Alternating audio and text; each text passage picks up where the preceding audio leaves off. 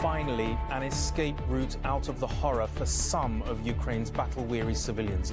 After days of delay, the first people are evacuated from cities besieged by the Russians, but it's only a fraction of those desperately trying to escape. Also in News at 10 tonight. MPs stand and applaud President Zelensky in an historic Commons address as he tells the packed chamber, "We will fight until the end." President Biden announces a US ban on Russian oil as more of America's biggest businesses pull out of Russia.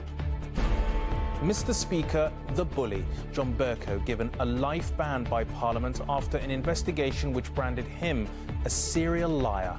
And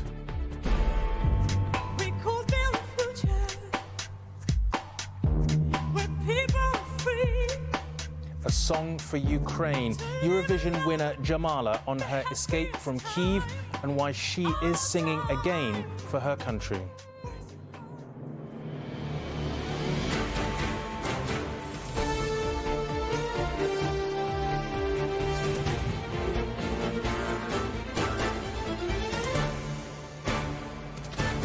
This is ITV News at 10 with Raghi Omar. Good evening. Tens of thousands of people in 5 Ukrainian cities had thought today could be the day they were finally able to leave what's left of the places they call home.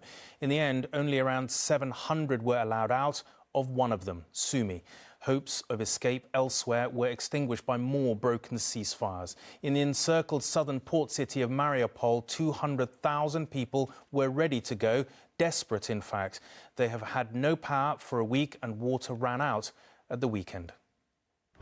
After days of broken promises, today the first evacuations from the horrors of the northern town of Sumy. Though the good news wasn't to last long, only the first of many planned convoys made it out before the shelling started again.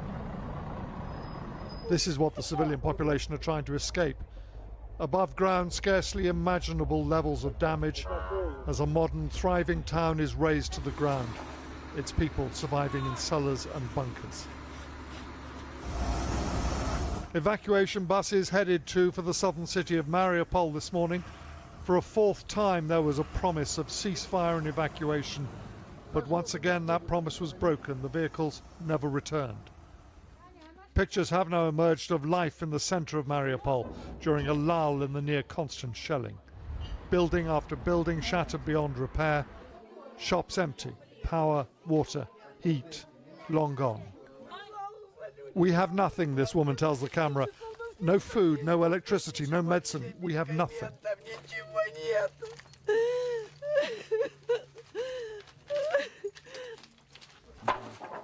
Despite the appalling suffering of so many women in Ukraine, Vladimir Putin saw fit to make a special address to mark International Women's Day. The only ones on his mind were the partners of the men he'd sent to war. I would like to address the mothers, wives, sisters, brides and girlfriends of our soldiers and officers who are now in battle defending Russia during a special military operation. I understand how you worry about your loved ones.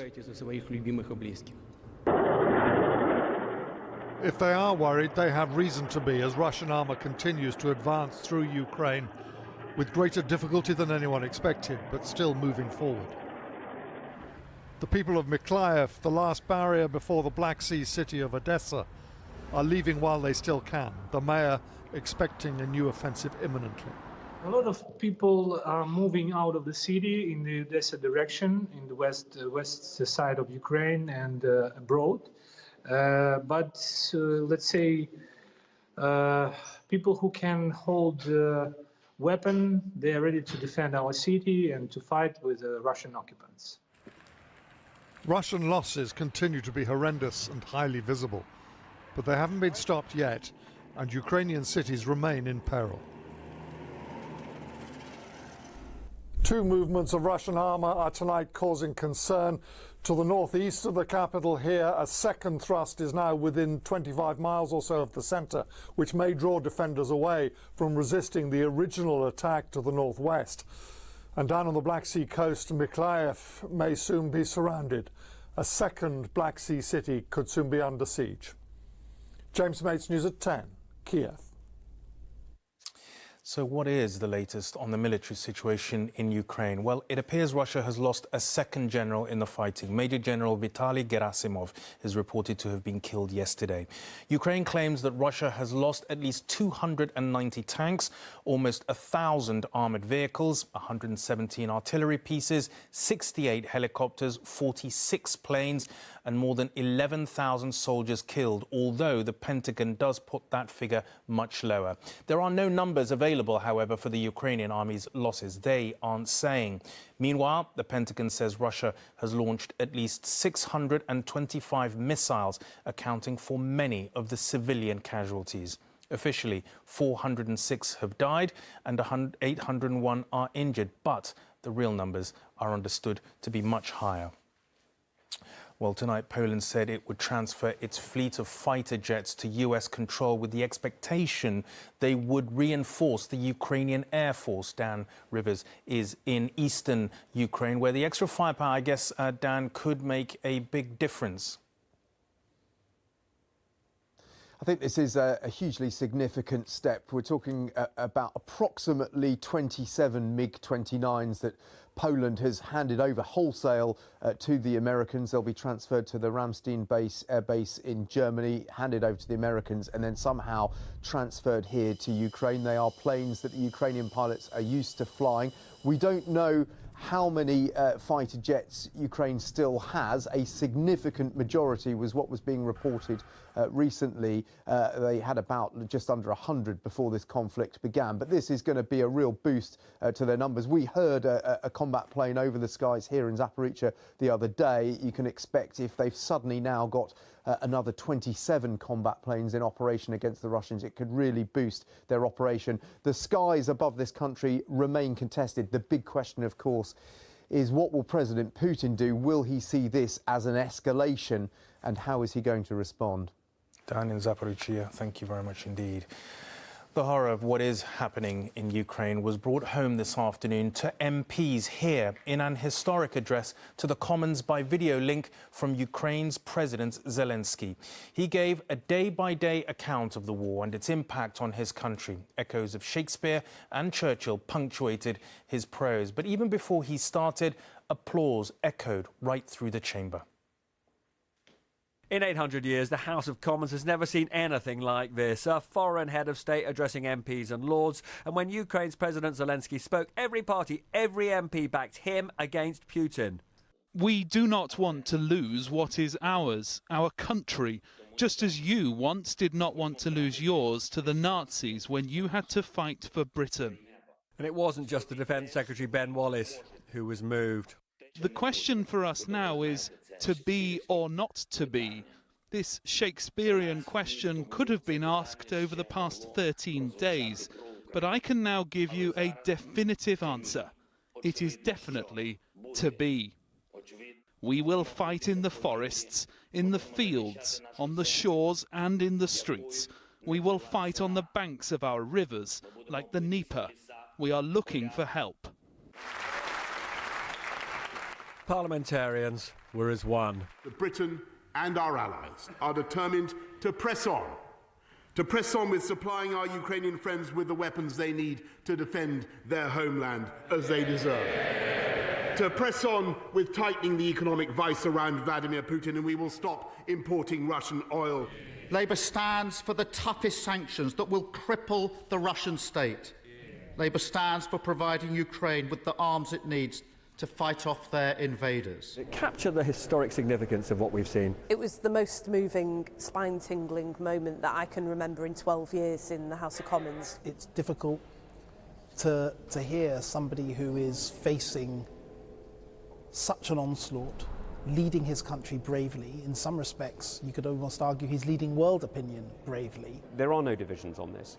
There are no party divides on the defence of democracy and standing with the Ukrainian people. It's the most crucial time we have had in our country's history since '39, and all politicians should work together and come together, and the time for a national government is, I think, now. and arguably the bravest leader in the world, ended with a request and a bit of flattery. Please increase the pressure of sanctions against Russia, and please recognise that country as a terrorist state. Please ensure that our Ukrainian skies are safe. Please make sure that you do what needs to be done and what is required by the greatness of your country. I wish my best to Ukraine and to the United Kingdom. Well, the bravery MPs talked about and President Zelensky's masterful oratory and ability to connect has not just inspired and galvanised his own people. Today, the House of Commons. Last week, the European Parliament and the United States Congress. Volodymyr Zelensky has taken his raw, unvarnished message straight to the world's power brokers. Support us. Rarely has a wartime leader besieged in his capital taken the whole world to the very heart of his leadership. And how the world has responded to this image, with even the road outside the Russian embassy in Washington, D.C. renamed in his honor. Whatever happens, this will be his legacy. When Ukraine and the world at this most darkest of hours needed a leader to unify everyone, it found that leadership in Volodymyr Zelensky, arguably the greatest communicator of the 21st century. Well, Robert, no doubt he is a great communicator, but will President Zelensky's request, do you think, be met? So look, what for many is the darkest hour that Europe and the West have faced since 1939 led to what I found was a very moving occasion in the Parliament today. I think MPs came together in a way that very much fitted the occasion. He asked for as much support as we can give, and let's be clear, this has been a really important day in terms of the West's punishment of Putin. I mean, we've just heard from Dan about those MiGs from Poland that are going to go into Ukraine. Later in the programme, we're going to hear much more about oil embargoes, which are going to really damage the Ukrainian economy. The Russian economy. The sanctions are biting. There's an embargo on now in Russia on all purchases of foreign currency. This is a moment of maximum risk for Putin, and the worry, therefore, is that he will now escalate his reign of terror against the Ukrainian people, and that's what intelligence sources fear. So, I have to say, we are in now for some very anxious days because the West has done almost everything it can except directly, militarily intervene. OK, Robert, thank you very much indeed. Well, speaking of what Robert was just talking about, in the United States, President Biden has announced a ban on Russian energy imports to Emma in Washington. Emma, this is a significant decision by President Biden in many different ways, isn't it? It is, and it's been demanded for weeks now by politicians on either side of the divide. Bear in mind the scale that we're talking, obviously millions and millions of dollars, but the US market is only 8% of sales from Russia. So although significant, it isn't absolutely huge. Potentially what will be more significant to the Russian people, though, is the changes that American corporations are making on their high streets. Today we've heard that Starbucks, McDonald's and Coca-Cola are ceasing trading in Russia. Now, when they first started, particularly Coke and McDonald's back in the early 90s, they were seen as heralding the dawn of a new era, freedoms that they hadn't seen before in that area. And remember, 30,000 people queued for the McDonald's in those early days. But now those freedoms are disappearing and nobody knows for how long.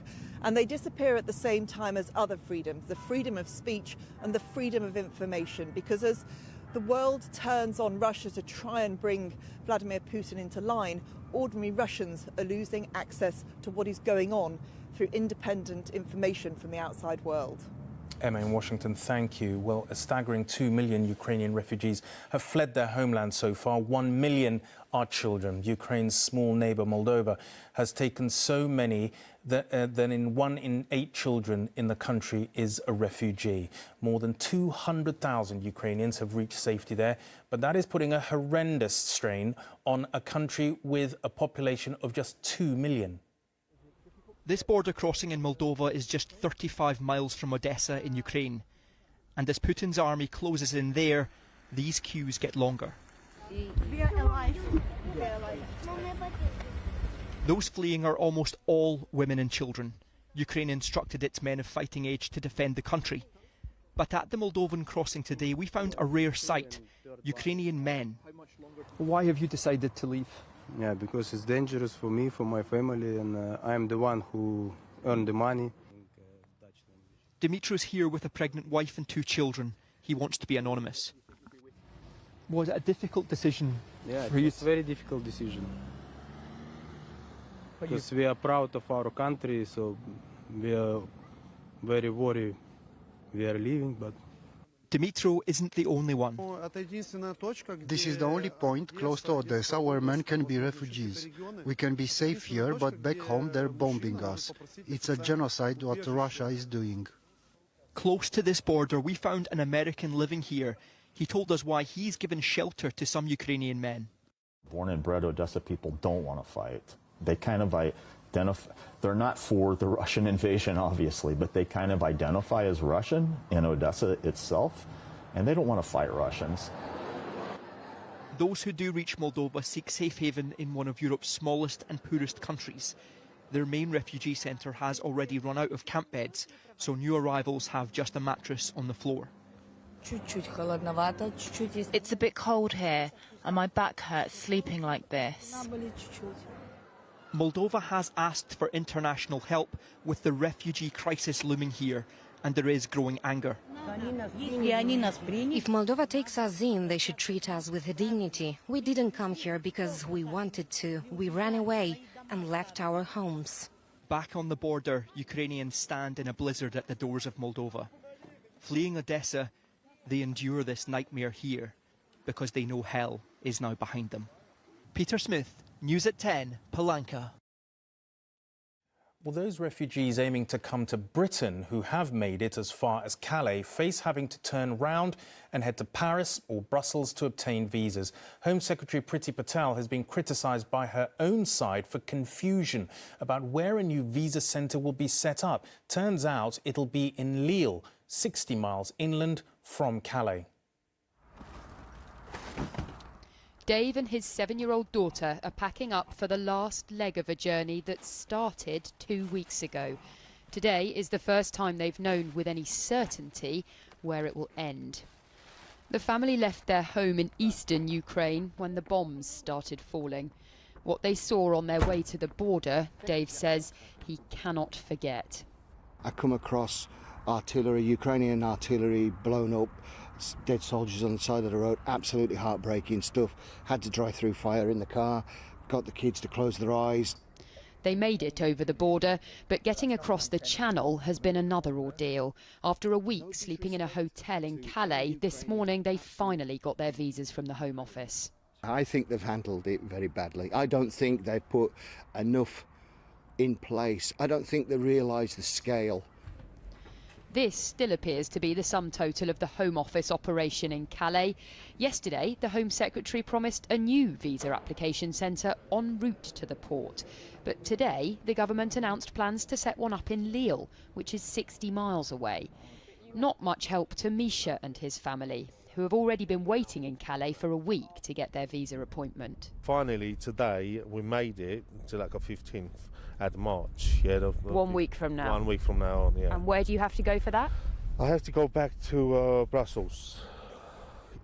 Amidst all the confusion, the mayor of Calais told us there are 2 clear solutions.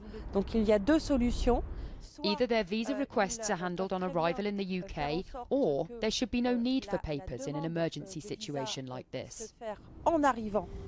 The government has now issued 500 visas, but that is a fraction of the number of applications it's received. And there's a growing sense of frustration here tonight amongst people who still don't know when they'll be able to leave or where they'll be able to go. Chloe Keedy, News at 10, Calais. Well, the seemingly slow advance by Russian forces isn't just a tribute to the bravery and skill of Ukraine's armed forces. The resistance of civilians has been a really key factor as well. In the many towns and cities still in Ukrainian hands, their people are preparing, turning, in effect, their pruning hooks into spears. In the bitter cold of Lviv spring, Ukrainians are forging their resistance. This factory used to make wood-burning stoves. But people here aren't thinking about how to heat their homes now, just how to stop them burning. So they're working without pay, using donated metal, their skills and their fury to make the stinger chains and anti-tank barricades that now crisscross every road. It was a peaceful, normal factory, the owner tells me, but we had to do something, and this was better than waiting for things to hit us from the sky. The spirit of Ukrainian resistance is strong in every corner of this city. In the cybersphere, the war has now transcended the country's borders. Okay, so I'm going to launch an attack.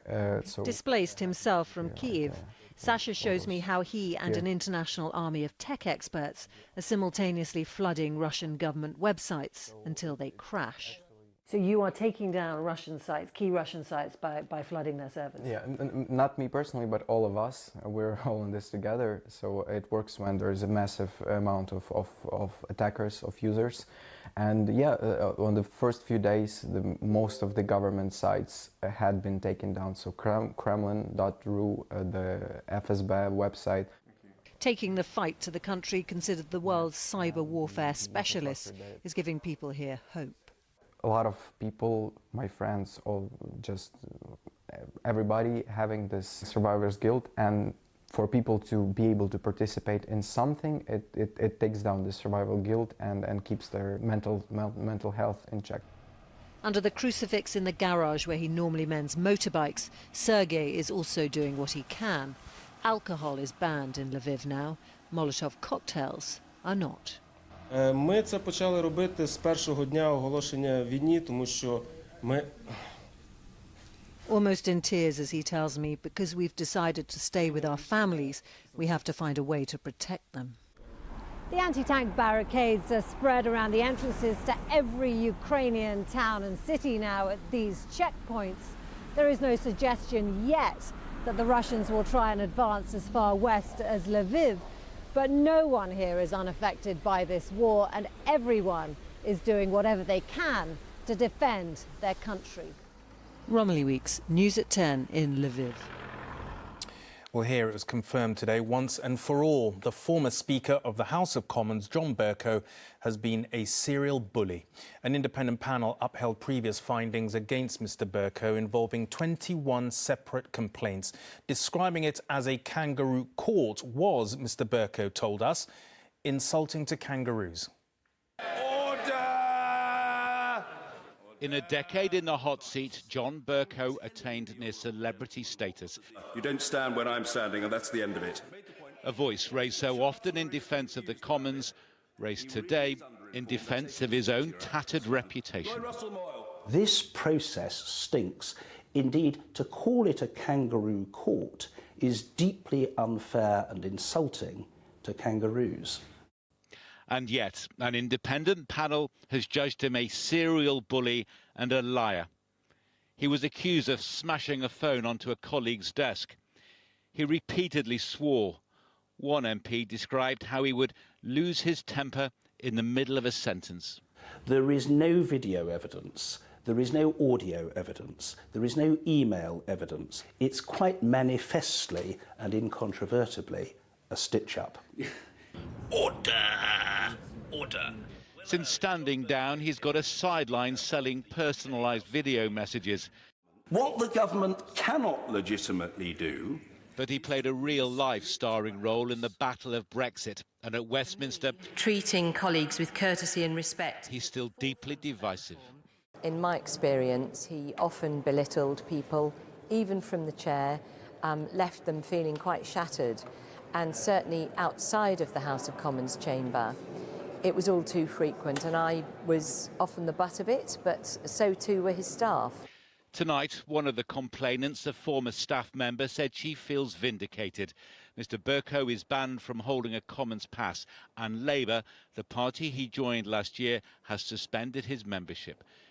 John Ray, News at 10. A new plan to cut hospital waiting times in England was announced by the Health Secretary Sajid Javid today. Patients who have been on the list for more than 18 months could be offered treatment at different NHS hospitals. In an exclusive interview with ITV News on the plans, Mr Javid said the COVID backlog is his biggest challenge. Porter is here to take you now for your operation. Like millions, Michael has been waiting for surgery. As the pain in his knee got worse, so too did his quality of life. When you put pressure on it, walking or climbing stairs, it's like a grinding pain. And then comes a point when the pain is too great and you've got to have something done. Michael is lucky enough to be having his surgery today at his local hospital in Ilford, but not everyone is so fortunate. A record number of patients in England are absolutely desperate to get into rooms like this. More than 6 million waiting weeks and weeks for a routine operation. The government has announced strategies to try to get through the waiting list, but what it needs is something that works. And that is huge reform of the NHS, which the Health Secretary promised today. Today I'm announcing a better offer to long waiters. It includes a plan to pay for patients to travel to quieter hospitals further afield for surgery and expand surgical hubs. The problem is, what those on the ground want is more staff. Do you concede that there simply isn't enough people working in the NHS to deliver what you want them to deliver? Well, of course we need more people in the NHS. That's why we have a whole, I think, almost 100,000 vacancies at the moment. And whilst we are... But how are you going to fill them? The numbers are going up, and that's great. We have more people in training than ever before, in whether as nurses or in medical schools, as doctors and dentists, than ever before. Although Mr Javid also wants to improve people's lifestyles, back in Ilford they know the immediate challenge will continue to be the backlog. Dealing with the waiting lists from the pandemic is going to take us years. You know, this is going to take us years to get these waiting lists back to where they need to be as an NHS. Michael is now one less patient waiting, but until there are 6 million fewer, Sajid Javid may not feel his job is done. Emily Morgan, News at 10. Finally, among the hundreds of thousands of mothers who have fled Ukraine with their children is the 2016 Eurovision Song Contest winner, Jamala. Now safe, she's doing fundraising concerts. On this International Women's Day, Jamala told us she is performing now for all the women and children in fear of their lives.